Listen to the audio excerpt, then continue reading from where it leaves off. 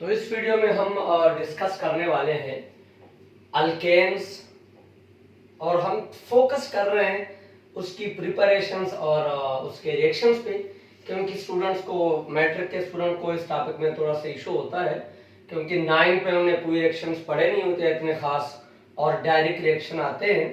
तो आप इसको प्लीज समझिए। थोड़ी सी मैंने इंफॉर्मेशन दी है कि these are saturated.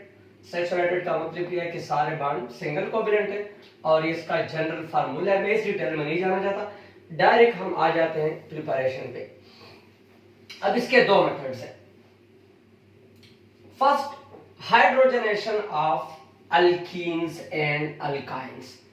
First of all ये वर्ड मुझे क्लियर होना चाहिए। Hydrogenation, addition of hydrogen. किसी भी कंपाउंड में अगर आप हाइड्रोजन ऐड करते हैं तो इसको हम केमिस्ट्री में कहते हैं हाइड्रोजनेशन। ठीक है।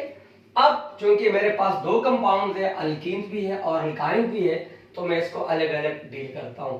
अब आपने केमिस्ट्री में रट्टे से कैसे बचना है, ठीक है। तो देखिए, अल्कीन्स और अल्काइंस या पहले पढ़ चुके हैं। अब अल्कीन में कम से कम एक डबल बॉन्ड होता है, जबकि अल्केन में सारे सिंगल बॉन्ड है। इसमें और हाइड्रोजन एटम भी मैंने दो बढ़ाने, तो मैं ये हाइड्रोजन ऐड करूंगा। ये मॉलिक्यूल है निकल एज अ कैटलिस्ट। अब इसको मैं कैसे ऐड करूंगा ये जरा देख ले। जिन कार्बन्स के दरमियान डबल बॉन्ड होगा, जिन कार्बन्स के दरमियान डबल बॉन्ड होगा, आपने उन कार्बन्स के ऊपर फोकस करना है, बाकी स्ट्रक्चर के ऊपर नहीं। आई रिपीट, जिन कार्बन्स के दरमियान डबल बॉन्ड है, आपने उन कार्बन्स के ऊपर फोकस करना है, बाकी स्ट्रक्चर को आप इग्नोर करें। अब हाइड्रोजन कैसे ऐड करूंगा? एक हाइड्रोजन एक कार्बन को दे, दूसरा हाइड्रोजन दूसरे कार्बन को दे। बड़ा आसान तरीका है। जिन कार्बन्स के दरमियान डबल बॉन्ड है, एक हाइड्रोजन एक कार्बन को दे, दूसरा हाइड्रोजन दूसरे कार्बन को दे। अब पहले से इनके साथ कितने हाइड्रोजन है, ये मैंने ग्रीन कलर से शो किए हैं सिर्फ फर्क करने के लिए। ग्रीन कलर वाले ये वो हाइड्रोजन है जो मैंने ऐड कर दिए, ठीक है। अब बॉन्ड को मैंने सिंगल क्यों किया? कार्बन कितने बॉन्ड बना सकता है? 4। अगर मैं इसको डबल करूंगा तो कार्बन के 5 बॉन्ड हो जाएंगे, तो मैंने बॉन्ड को सिंगल किया। तो आपने एक चीज ऑर्गेनिक में याद रखना, वो क्या? कार्बन के 4 बॉन्ड होते हैं। कार्बन के 4 बॉन्ड और ये इथेन बन गया। एक ही स्टेप में रिएक्शन कंप्लीट हो गया। डबल बॉन्ड था, सिंगल में चला गया। अब दूसरा, अब अगर मैं अल्काइन यूज करता हूं तो अल्काइंस में यही रिएक्शन 2 स्टेप में होगा। 2 में क्यों होगा? अल्काइन में होता है ट्रिपल बॉन्ड, ट्रिपल को मैंने कन्वर्ट करना होता है सिंगल में। तो triple bond directly single bond में नहीं जाता। सबसे पहले जो ट्रिपल बॉन्ड है वो जाएगा डबल बॉन्ड में, यानी अल्काइन चेंज हो जाएगा अल्कीन में। ये देख ले, वही तरीका है। ये अल्काइन है क्योंकि इसमें ट्रिपल बॉन्ड है। जब अल्काइन से आप बनाओगे तो अगेन मैं आपको क्या कह रहा हूं कि आपने उन कार्बन्स पे फोकस करना है जिनके दरमियान ट्रिपल बॉन्ड है। किन कार्बन्स पे? जिन कार्बन्स के दरमियान ट्रिपल बॉन्ड है वहीं पर आपने फोकस करना है, बाकी स्ट्रक्चर को आप एज इट इज कैरी करेंगे, ठीक है। अब हाइड्रोजन में वही तरीका है। एक हाइड्रोजन एक कार्बन को दो, दूसरा हाइड्रोजन दूसरे कार्बन को दो, और ट्रिपल बॉन्ड को चेंज करोगे डबल बॉन्ड में, वही निकले एज अ कैटलिस्ट, ठीक है। डबल बॉन्ड में क्यों? कार्बन के बॉन्ड 4 से ज्यादा नहीं हो सकते। ग्रीन कलर वाले वो हाइड्रोजन है जो मैंने ऐड कर दिए, ठीक है। अभी किस में चला गया? अल्कीन में। मैंने तो अल्केन बनाना है तो एक स्टेप और करूंगा। अब डबल बॉन्ड से जाएगा सिंगल में, ठीक है। डबल बॉन्ड से जाएगा सिंगल में, मैं अगेन हाइड्रोजनेशन कर लेता हूं। वही आपने काम फोकस करना है जिन कार्बन्स के दरमियान डबल बॉन्ड है, बाकी स्ट्रक्चर को एज इट इज कैरी करोगे। उसी तरह एक हाइड्रोजन एक कार्बन को दो, दूसरा हाइड्रोजन दूसरे कार्बन को दो, और बॉन्ड को सिंगल करो। बार बार बता रहा हूं, बॉन्ड को हमने चेंज क्यों करना होता है? कार्बन के 4 बॉन्ड है, कार्बन के 4 बॉन्ड है। तो ये है अल्केन्स बनाने का एक तरीका। अल्कीन्स और अल्काइन से, अल्कीन से एक स्टेप में होगा, डबल बॉन्ड चला जाएगा सिंगल बॉन्ड में, और अल्काइन से 2 स्टेप में होगा। पहले ट्रिपल बॉन्ड जाएगा डबल में, फिर डबल बॉन्ड जाएगा सिंगल में। ठीक है, ये एक मेथड है। आप स्क्रीनशॉट लेना चाहे तो हमेशा लिया करें, आपको जरा नोट्स बनाने में आसानी हो जाती है।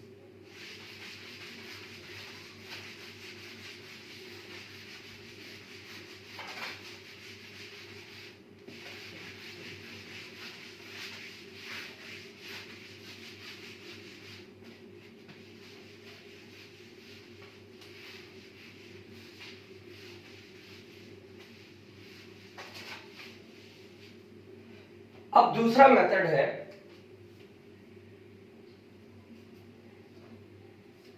अल्केन्स का दूसरा method, reduction of alkyl halide. अब देखिए ऑर्गेनिक केमिस्ट्री की खूबसूरती क्या है, ये जो वर्ड्स लिखे होते हैं ना, इसी में सारी बात होती है। मसलन यहां पहला वर्ड लिखा हुआ है रिडक्शन, 9th में क्या था, reduction oxidation, addition of hydrogen, addition of hydrogen, चाहे एटॉमिक हो चाहे मॉलिक्यूलर हो। अल्काइल हैलाइड, अल्काइल को रिप्रेजेंट करते हैं R से, हैलाइड को रिप्रेजेंट करते हैं X से। अब ये आपके पास अल्काइल हैलाइड है, सॉरी इधर हैलोजन आएगा, इसको आपने चेंज करना है RH, ये अल्केन है। अब दोनों में आप फर्क देख लीजिए, ये अल्काइल हैलाइड है और ये क्या है, अल्केन। दोनों में फर्क किस चीज का आ रहा है, फर्क ये है कि भाई यहां से हाइड्रोजन निकाल लो और इसकी जगह हाइड्रोजन, ये रिडक्शन करो। फर्क देख लिया करें कि मैंने किस कंपाउंड को किस में चेंज करना है।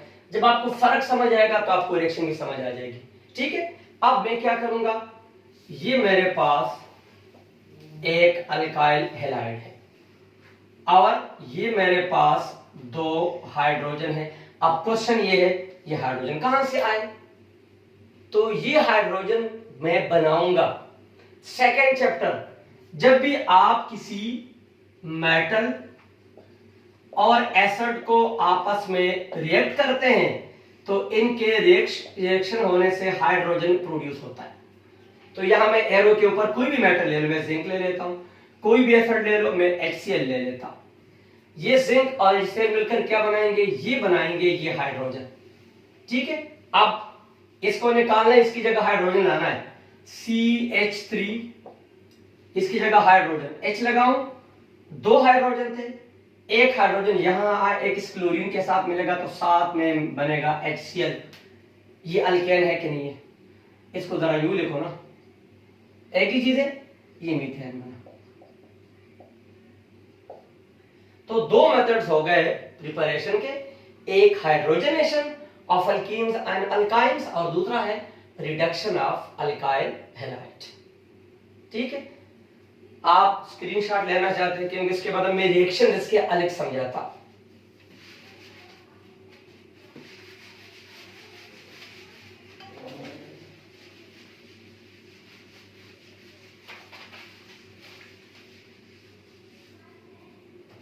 अब नेक्स्ट है reactions, reactions of alkanes.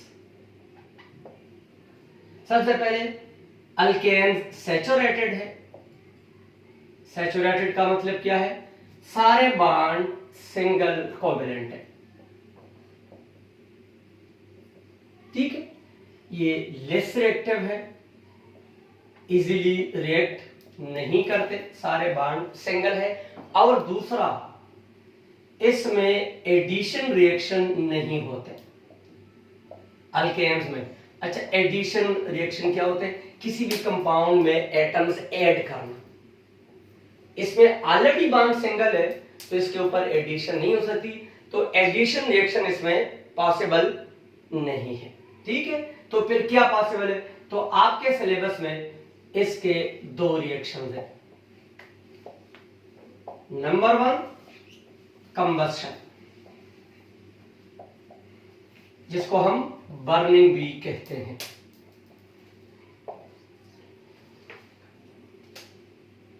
Combustion या बर्निंग इसको कहते हैं। अब कंबस्शन या बर्निंग क्या है? आप कोई भी फ्लेमेबल सब्सटेंस ले, फ्लेमेबल क्या होता है? जिसको आग लग सके, उसका रिएक्शन करे ऑक्सीजन के साथ। रिएक्शन करने के बाद वो दो चीजें प्रोड्यूस करेगा, हीट और फ्लेम। इस रिएक्शन को केमिस्ट्री में कहते हैं कंबस्शन या बर्निंग। क्योंकि ये हीट प्रोड्यूस करता है तो इस रिएक्शन को हम कहते हैं एक्सोथर्मिक रिएक्शन। एक्सोथर्मिक वो रिएक्शन होते हैं जिसमें हीट प्रोड्यूस होती है। आपके किचन में आप आग लगाते हैं ना, वो भी अल्केन है, हीट प्रोड्यूस होती है तो वो एक्सोथर्मिक रिएक्शन है। किसी भी चीज को आग लगाओ तो हमेशा हीट प्रोड्यूस होती है, तो combustion burning is always exothermic. अब कंबस्शन के आपके सिलेबस में टाइप्स है, उसमें नंबर 1 है कंप्लीट कंबस्शन।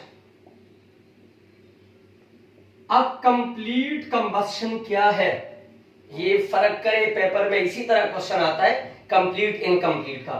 तो कंप्लीट कंबस्शन ये है कि अगर आपके पास कोई भी अल्केन है और आप उसकी आप कंबस्शन करते हैं in the excess of oxygen, freely oxygen available है, बहुत ज्यादा अवेलेबल है, तो हमेशा बनेगा carbon dioxide gas plus water vapour, और चूंकि एक्सोथर्मिक है तो हीट एनर्जी भी प्रोड्यूस होगी।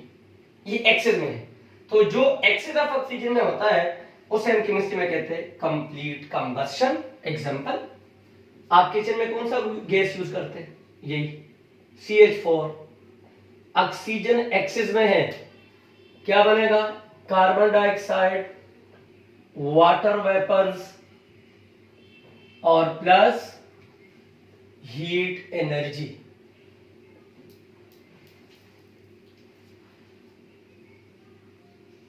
ये सारे गैसियस फॉर्म में होते हैं, ठीक है।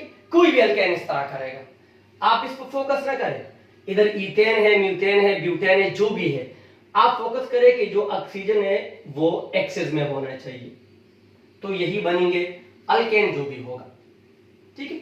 अब इस पे क्वेश्चन आता है, इसमें बहुत ज्यादा हीट एनर्जी प्रोड्यूस होती है, एक्सोथर्मिक रिएक्शन, तो पेपर में क्वेश्चन आता है कि why alkanes are used as fuels.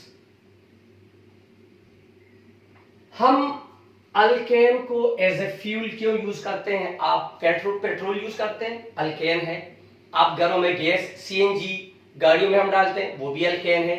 तो एज ए फ्यूल, अच्छा पहले फ्यूल क्या होता है? What is a fuel? किसी भी चीज की अगर आप करें कंबस्शन और कंबस्शन के बाद वो हीट एनर्जी प्रोड्यूस करेगा, जिसको फिर आप डिफरेंट कामों के लिए यूज कर सकते हैं, तो हर वो चीज फ्यूल है। पेट्रोल को आग लगती है ना, फ्यूल है, जिस चीज को आग लगती है वो फ्यूल हो जाता है। अब अल्केन पे क्यों फोकस किया गया कि हम अल्केन्स को एज ए फ्यूल क्यों यूज करते हैं? तो इसके रीजन है। Number 1, highly exothermic reaction. Highly exothermic reaction का मतलब क्या है? ये बहुत ज्यादा हीट देता है, जिससे आप गाड़ी चला सकते हैं, जिससे आप मशीनरी चला सकते हैं, जिससे आप इंडस्ट्री चला सकते हैं, तो it giving more energy. Second, combustion can be controlled easily. इसकी कंबस्शन आप आसानी के साथ कंट्रोल कर सकते हैं। एग्जांपल देता हूं, गाड़ी ऑन करो, विद इन अ सेकंड गाड़ी स्टार्ट हो जाएगी, ऑफ करो, विद इन अ सेकंड बंद हो जाएगी।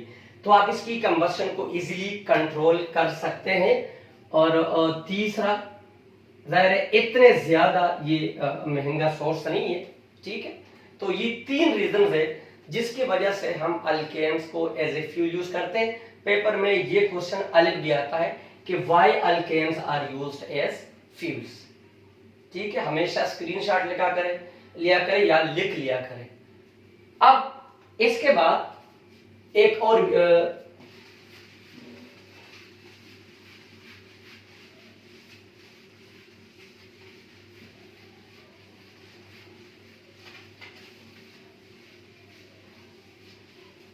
अब देखें दूसरी टाइप हमारे पास कंबस्शन की क्या है, इनकम्प्लीट कंबस्शन। इनकम्प्लीट क्या मतलब, ऑक्सीजन है but in a limited amount, oxygen बहुत कम है, लिमिटेड अमाउंट में है। तो अब अगर आप कोई भी अल्केन ले और आप उसका रिएक्शन करेंगे ऑक्सीजन के साथ, बट लिमिटेड ऑक्सीजन, ज्यादा नहीं है, तो आपके पास बनेगा carbon monoxide, carbon plus water vapours और प्लस हीट एनर्जी भी आएगी, कम आएगी, less heat energy. Heat energy आएगी लेकिन कम आएगी। This reaction is very dangerous.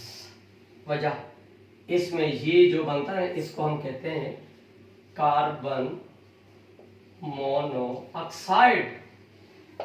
इसको हम कहते हैं साइंसेज में silent killer, silent killer gas. वजह, ना तो इसकी कोई स्मेल है कि आप फील कर सके, ना इसका कोई कलर है कि आप देख सके कि कार्बन मोनोऑक्साइड बन रहा है कि नहीं बन रहा। ये क्यों डेंजरस है, आपके रेड ब्लड सेल्स आरबीसी, उसमें एक प्रोटीन है जिसको हम कहते हैं हेमोग्लोबिन, और जिसका काम है ऑक्सीजन को कैरी करना, ऑक्सीजन कैरियर है। अब अगर आपने कार्बन मोनोऑक्साइड को इनहेल किया तो ये क्या करेगा, कार्बन मोनोऑक्साइड इसके ऊपर कवर बनाएगा। किसके ऊपर, हेमोग्लोबिन के ऊपर। जब कवर बनाएगा तो फिर आप ऑक्सीजन को बॉडी के अंदर कैरी नहीं कर सकते। अक्सर विंटर सीजन में ऐसा होता है ना, हीटर ऑन होते हैं, लोग मर जाते हैं कमरे में। उसकी रीजन ये होती है, इनकम्प्लीट कंबस्शन स्टार्ट हो जाती है और कार्बन मोनोऑक्साइड की न स्मेल है न colour, it's a silent killer, feel भी नहीं होगा आपको। तो ये था incomplete combustion and this is very very dangerous. अब हम आप स्क्रीनशॉट हमेशा लिया करें।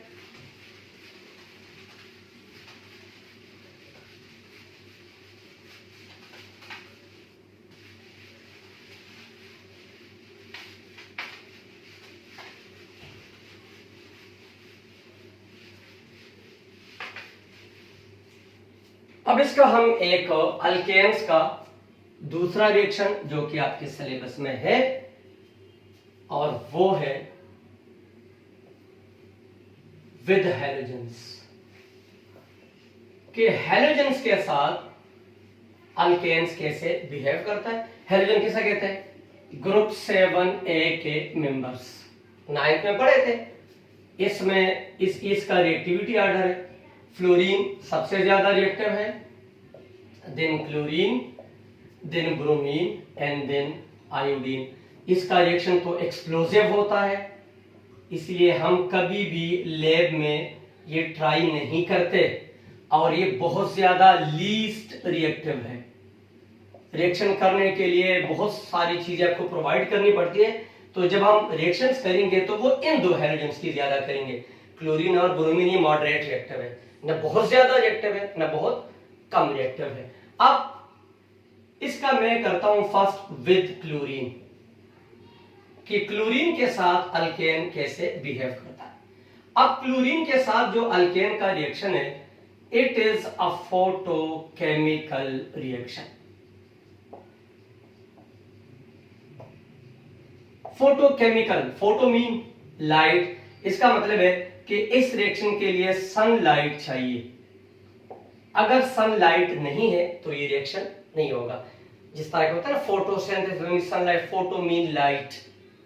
अब सनलाइट की अमाउंट कितनी है, तो फिर इसके आगे दो टाइप्स हैं।